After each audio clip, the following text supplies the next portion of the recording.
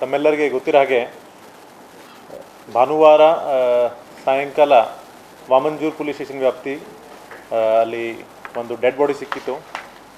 ಆ ಡೆಡ್ ಬಾಡಿಯನ್ನು ಅದು ಕುಡುಪು ಭತ್ತರ ಕುರುತಿ ದೇವಸ್ಥಾನ ಹತ್ತಿರ ಒಂದು ಸಿಕ್ಕಿತ್ತು.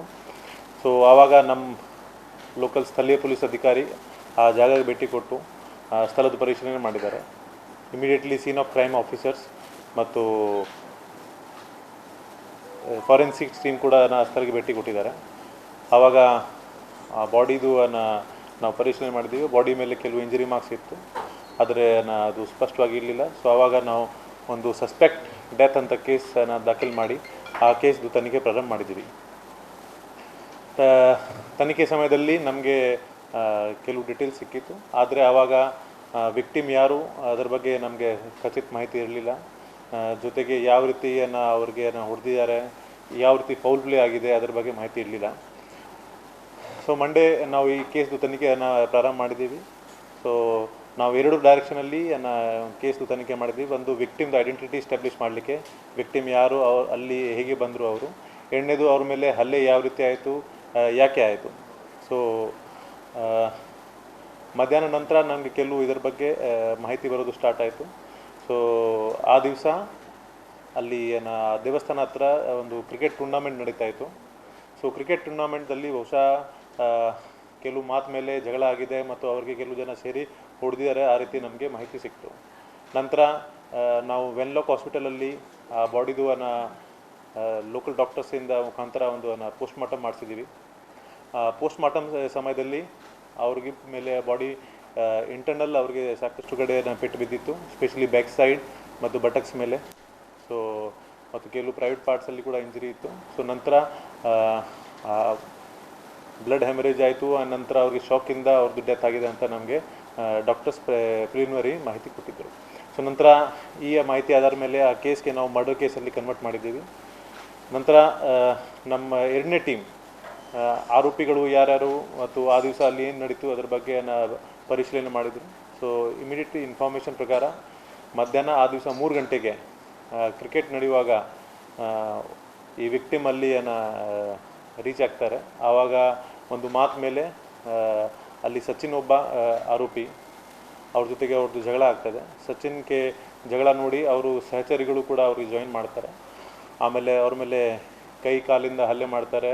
ಒಂದು ದೊಣ್ಣೆ ಇರ್ತದೆ, ಆ ದೊಣ್ಣಿಂದ ಅವರು ಕೂಡ ಬೆಕ್ ಮೇಲೆ ಹಲ್ಲೆ ಮಾಡ್ತಾರೆ. ನಂತರ ಅವರು ಅಲ್ಲಿಂದ ಓಡಿ ಹೋಗೋ ಪ್ರಯತ್ನ ಮಾಡ್ತಾರೆ. ಆ ಸಮಯದಲ್ಲಿ ಇನ್ನೂ ಸಾಕಷ್ಟು ಜನ ಅವ್ರಿಗೆ ಜಾಯಿನ್ ಮಾಡಿ ಅವ್ರ ಮೇಲೆ ಹಲ್ಲೆ ಮಾಡ್ತಾರೆ. ಸೊ ಈ ರೀತಿ ನಮ್ಮ ಪ್ರಾರಂಭಿಕ ಮಾಹಿತಿ ಪ್ರಕಾರ ಸುಮಾರು ಒಂದು 30 ಜನ ಈ ರೀತಿ ಸೇರಿ ಅವ್ರ ಮೇಲೆ ಹಲ್ಲೆ ಮಾಡಿದ್ದಾರೆ ಮತ್ತು ಆ ಹಲ್ಲೆದು ಶಾಕ್ದಿಂದ ಅವರು ತೀರ್ಕೊಂಡಿದ್ದಾರೆ. ಸೊ ವಾಮಂಜೂರು ಪೊಲೀಸ್ ಸ್ಟೇಷನಲ್ಲಿ ಕ್ರೈಮ್ ನಂಬರ್ 37/25 ಕೇಸ್ ದಾಖಲು ಮಾಡಿದ್ದೀವಿ. ಈ ಕೇಸಲ್ಲಿ ನಾವು ಈಗ 25 ಜನ ಆರೋಪಿಗಳಿಗೆ ಐಡೆಂಟಿಫೈ ಮಾಡಿದ್ದೀವಿ, ಅದಕ್ಕಿಂತ ಹೆಚ್ಚು ಆ್ಯಕ್ಚುಲಿ ಆರೋಪಿಗೆ ಐಡೆಂಟಿಫೈ ಮಾಡಿದ್ದೀವಿ. ಈಗಾಗಲೇ 15 ಜನರಿಗೆ ನಾವು ವಶಪಡಿಸ್ಕೊಂಡಿದ್ದೀವಿ. ಅವ್ರಿಗೆ ಈಗ ನಾವು ಜುಡಿಷಿಯಲ್ ಕಸ್ಟಡಿ ಕಳಿಸ್ಲಿಕ್ಕೆ ಪ್ರೊಸೀಜರ್ ಮಾಡ್ತಾಯಿದ್ದೀವಿ. So since it was a case of more than 5 people joining together and attacking the individual, ಅದಕ್ಕಾಗಿ ಭಾರತೀಯ ನ್ಯಾಯ ಸಂಹಿತಾದಲ್ಲಿ ಒಂದು ಹೊಸ ಒಂದು ಪ್ರೊವಿಷನ್ ಇದೆ ಮಾಬ್ ಲಿಂಚಿಂಗ್ದು. Crime number section 1032 of Bharatiya Nyaya Sanhita, ಅದು ಫಸ್ಟ್ ಟೈಮ್ ನಾವು ಇನ್ವೋಕ್ ಮಾಡ್ತಾಯಿದ್ದೀವಿ. ಸೊ ಅದರದ್ದು punishment is death penalty or punishment for life, ಆ ರೀತಿ ಇದೆ. ಸೊ ಈ ಎಲ್ಲ ಆರೋಪಿಗಳು ಯಾರ್ಯಾರು ನಾವೀಗ ಅರೆಸ್ಟ್ ಮಾಡ್ತಾಯಿದ್ದೀವಿ ಅವ್ರ ಮೇಲೆ ಇದು ಸೆಕ್ಷನ್ ಇನ್ವೋಕ್ ಮಾಡಿ ಅವ್ರ ಮೇಲೆ ಈಗ ಮುಂದಿನ ಕ್ರಮ ತಗೊಳ್ತಾಯಿದ್ದೀವಿ.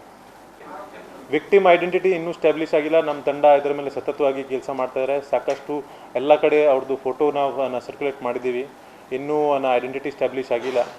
ಸೊ ಕೆಲವು ಹೇಳ್ತಾರೆ ಅವರು ಬಿಹಾರ್ ಅಥವಾ ಬೆಂಗಾಲ್ ಮೂಲದ್ದು ಮೈಗ್ರೆಂಟ್ ಲೇಬರ್ ಇರ್ಬೋದು, ಬಟ್ ಇನ್ನೂ ಒಂದು ಸುದ್ದಿ ಇದೆ that he was speaking Malayalam.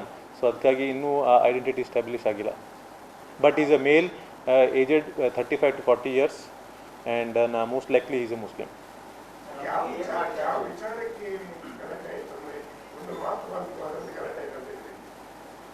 ಅದು ನಾವು ಇನ್ನೂ ಇನ್ವೆಸ್ಟಿಗೇಷನ್ ಮಾಡಬೇಕು. ಯಾಕೆಂದರೆ ಐ ವಿಟ್ನೆಸಸ್ಗಳಿಂದ ನಮಗೆ ಇದು ಖಚಿತ ಮಾಹಿತಿ ಸಿಗಬೇಕು.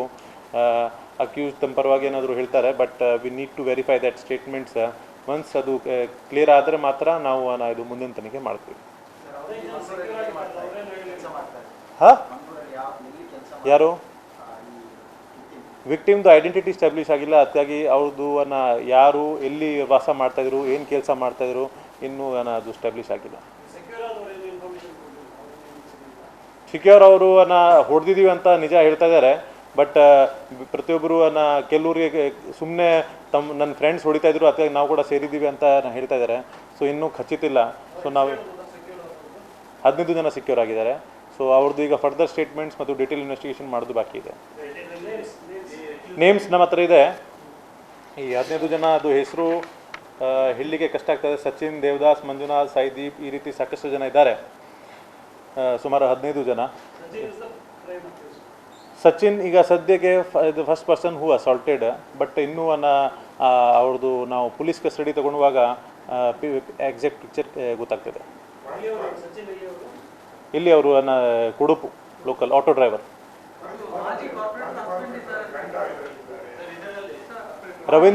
ರವೀಂದ್ರನ್ ಅಂತ ಮಾಜಿ ಕಾರ್ಪೊರೇಟರ್ದು ಗಂಡ ಅದು ಹೆಸರು ಕೂಡ ಬರ್ತಾ ಇದೆ. ನಮ್ಮ ಇನ್ವೆಸ್ಟಿಗೇಷನ್ ನಡೀತಾ ಇದೆ. ಆ್ಯಂಡ್ ಆದಷ್ಟು ಬೇಗ ನಾವು ಇದ್ರ ಬಗ್ಗೆ ನಿಮಗೆ ಅಪ್ಡೇಟ್ ಕೊಡ್ತೀವಿ. ಆದಷ್ಟು ಬೇಗ ಅಪ್ಡೇಟ್ ಕೊಡ್ತೀವಿ. This is the preliminary information. Further update will be given in evening. First ಇದರ ಬಗ್ಗೆ ನಮಗೆ ಕಾಂಟ್ರಾಡಿಕ್ಟರಿ ಇನ್ಫಾರ್ಮೇಷನ್ ಸಿಗ್ತಾಯಿತ್ತು. ಆ್ಯಂಡ್ ಬಾಡಿ ಮೇಲೆ ಜಾಸ್ತಿ ಇಂಜರಿ ಇರಲಿಲ್ಲ, ವಿಸಿಬಲ್ ಇಂಜರೀಸ್ ಇರಲಿಲ್ಲ. ಅದಕ್ಕಾಗಿ ಸ್ವಲ್ಪ ಕನ್ಫ್ಯೂಷನ್ ಆಯಿತು. ನಂತರ ಈ ಮಾಹಿತಿ ನಾವು ಖಚಿತ ಮಾಡ್ತಾಯಿದ್ದೀವಿ. ಮಧ್ಯಾಹ್ನ ತನಕ ನಮಗೆ ಎಕ್ಸಾಕ್ಟ್ ಇನ್ಫಾರ್ಮೇಷನ್ ಬರೋದು ಸ್ಟಾರ್ಟ್ ಆಯಿತು. ಆ ಸ್ಥಳದಲ್ಲಿ 100ಕ್ಕಿಂತ ಹೆಚ್ಚು ಜನ ಇದ್ದರು ಮತ್ತು ಯಾರು ಹಲ್ಲೆ ಮಾಡಿದ್ದಾರೆ, ಹೇಗೆ ಆಯಿತು, ಅದರದ್ದು ಪ್ರಿಲಿಮಿನರಿ ಹೋಮ್ವರ್ಕ್ ಮಾಡಿದ ನಂತರ ನಮ್ಮ ಕೆಲಸ ನಾವು ಪ್ರಾರಂಭ ಮಾಡಿದ್ದೀವಿ. ಅವರು ನಾವು ಇನ್ವೆಸ್ಟಿಗೇಷನಲ್ಲಿ ನಾವು ಖಂಡಿತ ಇದು ಏನೇನು ಎವಿಡೆನ್ಸ್ ಇದೆ ತರ್ತೀವಿ, ರೈಟ್. ಸೊ ಆರೋಪಿಗಳು ಏನು ಮಾಡ್ತಾರೆ that is not my concern. But ನಾವು ಇನ್ವೆಸ್ಟಿಗೇಷನ್ನಲ್ಲಿ ಖಂಡಿತ ಏನೇನು ಎವಿಡೆನ್ಸ್ ಇದೆ ತರ್ತೀವಿ. Victim as per the preliminary information ಅವರು ಏಕಾಏಕಿ ಅಲ್ಲಿ ಬಂದಿದ್ದರು. ಅವರು ಯಾವುದು ಟೀಮ್ದು ಪಾರ್ಟ್ ಇರಲಿಲ್ಲ.